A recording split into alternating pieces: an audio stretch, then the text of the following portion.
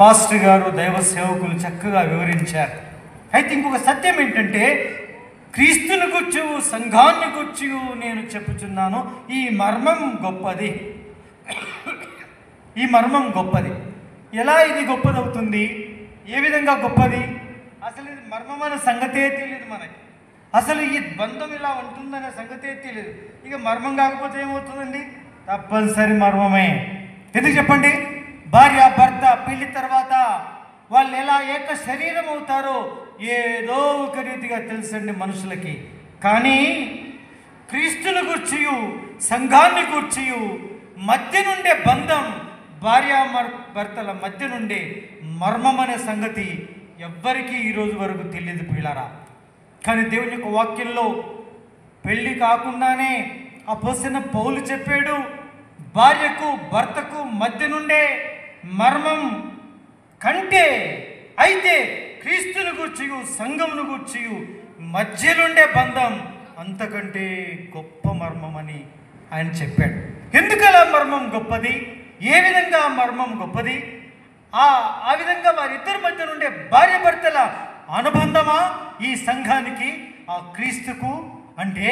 అవును, అది మొట్టమొదలుగా అది పరిశుద్ధమైనది, అది పవిత్రమైనది. అనగా ఈ భార్య భర్తల మధ్యన అది పవిత్రమైందో పవిత్రమైనది కాదేదో వారిద్దరు నిర్ణయం చేసుకోవాలి. ప్రతి స్త్రీ పురుషుడు నిర్ణయం చేసుకోవాల్సిన విషయం. కానీ మాత్రం ఇంకొక సత్యం ఏమిటో తెలుసా? ఆ సత్యం క్రీస్తుని గూర్చియు సంఘాన్ని గూర్చియు మధ్య నుండే బంధం మాత్రం అది కేవలం పవిత్రమైనది. అనగా అర్థం ఏంటంటే, అది శరీర సంబంధమైనది ఏమాత్రం కాదు. శరీర ఆశలకు, శరీర సంబంధమైనటువంటి కోరికలు తీర్చుకునేటువంటిది ఏమాత్రము కూడా కాదని మొట్టమొదటి అర్థం చేసుకోవాలి. అంటే ఇది కేవలం పరిశుద్ధాత్మని మూలముగా మాత్రము తప్ప ఒక మనుషుడు తిరిగి జన్మిస్తే అర్థమవుతుంది, కానీ లేకపోతే అర్థమయ్యే అవకాశమే లేదు పిల్లారా. అందుకే దీనికి రక్షణ అవసరం. ఆ రక్షణ కొరకే సర్వలోక సృష్టికర్త యేసుక్రీస్తు ప్రభువారు 2025 సంవత్సరాల క్రితం నశించిపోయే నరలోకం కొరకై ఆయన ఈ లోకంలోకి వచ్చి చనిపోయి సమాధి చేయబడి తిరిగి లేచాడు.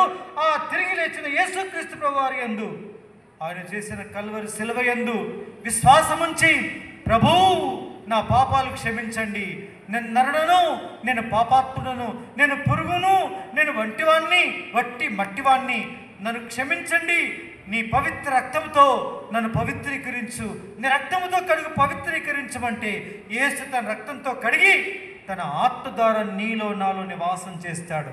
చూడండి, ఆ దినం నుంచి ఏమవుతాడు అంటే యేసుక్రీస్తు ప్రభువారికి సంఘానికి గల మర్మమును గుర్తించడం ప్రారంభిస్తాడు.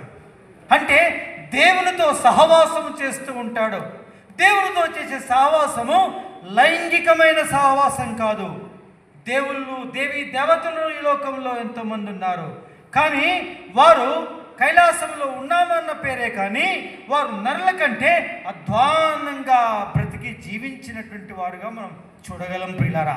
వారే అలా చేశారు, మనమేం చేస్తే ఏమైంది అని మనసులు తెంచుకొని, మనసు విప్పుకొని ఇష్టం ఉన్నట్టు చేసేటువంటి విలాసమే కామ వికారయుక్తమైన నడవడియే ఆ భయంకరమైనటువంటి పాపం ప్రియారా. అందుకే అది కాదు. ఇక్కడ ఏమిటి అంటే, ఒక మనుషుని ఆత్మ పవిత్రీకరించబడిన తర్వాత పవిత్రుడైన దేవునితో, ఆ పరమాత్ముడైన దేవునితో ప్రతి దినం సహవాసము చేసేది అది మర్మం. ఆ మర్మం నువ్వు ఎరుగుదువా? ఆ మర్మం ఎలా ఉంటుంది? ఒక భార్య ఒక భర్త ఇద్దరు సంభాషించుకునే సంభాషణ కంటే మధురమైన సంభాషణ, అది పవిత్రమైన సంభాషణ, అది ఆత్మానందం కలిగించే సంభాషణ, అది పరిశుద్ధాత్మ యందల ఆనందం. ఆ ఆనందమును ఏ మనుష్యుడు వివరించలేడు. ఈ భార్య భర్తలు వివరించలేరు. ఇక్కడ ఉన్న వారిలో ఎవరు జతపరచబడిన వారు వివరించలేరు. కేవలం పరిశుద్ధాత్మను చేత పాపములు ఒప్పించబడి యేసు రక్తము చేత కడగబడి పవిత్రీకరించబడ్డ ఒక దేవుని బిడ్డ ఆ దేవుని ఆత్మతో సంబంధం కలిగి ఉన్న ఆ పరమాత్మలతో నిత్యము సహవాసం చేసి వాడు మాత్రమే ఆ దేవుని యొక్క మర్మమును ఎరుగును. ఆయన స్వరాన్ని వింటాడు, ఆయన స్వరూపమును చూస్తాడు, నిదానించి చూస్తాడు. పిల్లారా, నిదానముగా నా భక్తుడు నా స్వరూపమును చూస్తాడు, నా ముఖమును, నా స్వరూపమును. ఏ నరుడు ఇలా చూసి ఉండి బ్రతకలేదు, కానీ వీడు అట్లాంటి వాడు కాదు, వీడు నిదానంగా చూస్తాడు అంటాడు దైవ గ్రంథంలో కొద్దిమంది భక్తుల గురించి.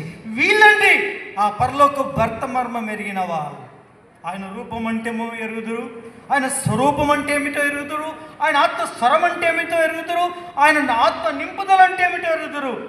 ఆయన చేత పరవశులై పరమానందమును, పరలోకపు ఆనందాన్ని అనుభవించిన వారు దైవ గ్రంథంలో ఉన్నారండి. వారెవరంటే అక్షరాల ఈ దినం వంశ యొక్క రేలు పట్టుకుని ఈ దివ్యాన్ని నడుచుచున్న ప్రకారముగా ఈ భూలోకములో అన్ని విధములైన సంబంధాలు కలిగి ఉండి దేవునితో కూడా రేలు పట్టుకుని నడిచిన వారండి వారు. వాళ్ళని అడగండి, వాళ్ళు చెప్తారు. ఏమన్నా చెప్తారు తెలుసా? ఈ మర్మం గొప్పది, నేను అనుభవిస్తున్నాను అంటాడు.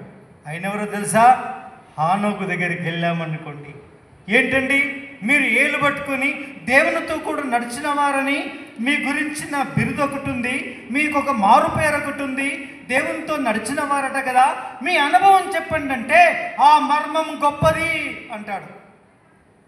ఎట్ట చెప్పండి అంటే, నీవు 5 నిమిషాలు కాదు, 10 నిమిషాలు కాదు, అర్ధ గంట కాదు, గంట సేపు కాదు, 2 గంటలు కాదు, 2.5 గంటలు ఆ పై పెచ్చు, ఆ పై చీలుకే నీవు దేవునితో ప్రార్థనలో గడిపినప్పుడు నన్ను అడగాల్సిన ప్రశ్న అంతటి కూడా జవాబును ఆయనే నీకు రేలిస్తాడు.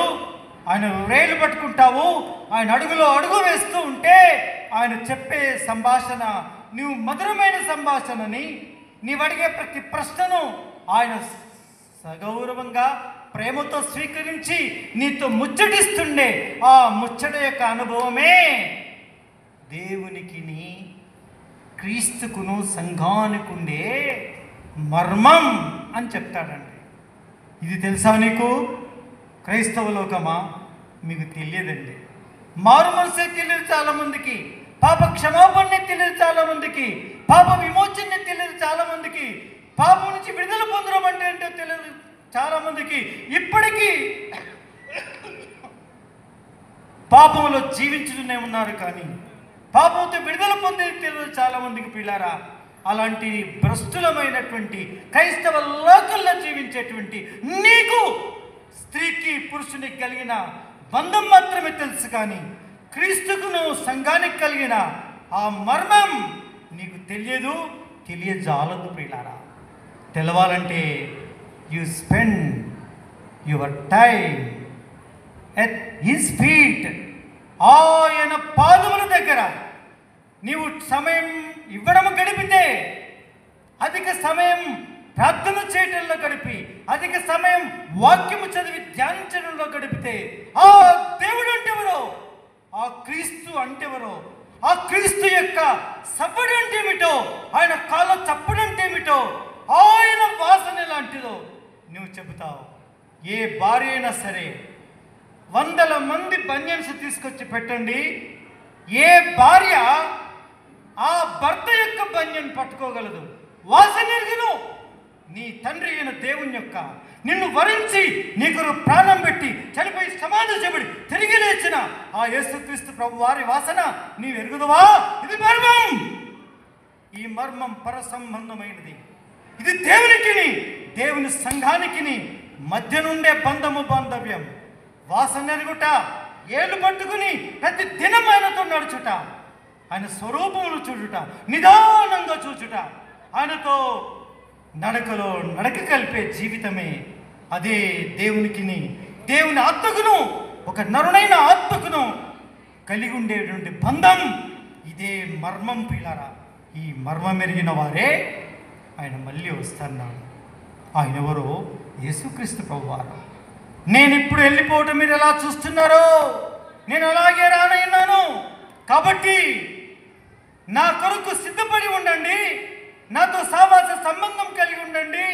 అప్పుడు నేను వచ్చినప్పుడు కడబోరు శబ్దం మీరు వింటారు, నేను వచ్చి మిమ్మల్ని తీసుకుని వెళ్తానని ప్రభు చెప్పి వెళ్ళాడు. సజీవులమైన మనం ఆయన కొరకు ఇలా ఎదురు చూస్తూ ఉంటే ఆయన వచ్చుట గమనిస్తాం, ఆయనతో పాటు ఎత్తబడతాం పిల్లరా, లేకపోతే ఆయనతో ఎత్తబడలేము. కాబట్టి నా ప్రియమైన వాళ్ళరా, ఈ భూలోకంలో స్త్రీ అయినా పురుషుడైనా క్రీస్తు స్వరక్తమిచ్చి సంపాదించిన సంఘములో ఒక భాగం. ఆడ మగ తేడా లేదండి. మనందరం కలిసి యేసు ప్రభువుని నమ్ముకుంటే మనందరం పెళ్లి కుమార్తె పార్టీ అంటే దివ్య యొక్క పార్టీలో ఉంటాం, అంటే దివ్య లాగానే ఉంటాం మనందరం. అయితే క్రీస్తు మాత్రమే పురుషుడు, ఆయన ఒక్కడే పెళ్లి కుమారుడు. ఆ పెళ్లి కుమారుడు యేసుక్రీస్తు ప్రభు వారే పరమాత్ముడు.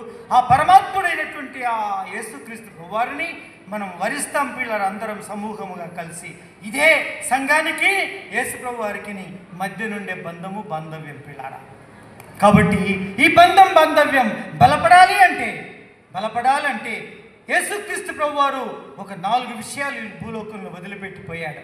అవి నేనేం వరుసగా ఏం చెప్పానండి, 10 నిమిషాలు. నెంబర్ 1 అపోస్తుల బోధ, అపోస్తుల సహవాసం, అపోస్తుల రొట్టె విచ్చుట, ప్రార్థన చేయడం. ఎందు ఏ సంఘములో ఏ వ్యక్తి కలిసి సావసిస్తుంటాడో, ఈ 4 నెరవేరుస్తూ ఉంటాడో ఆ వ్యక్తి ఆయన రాకడ కొరకు ఎదురు చూస్తూ ఉంటాడు.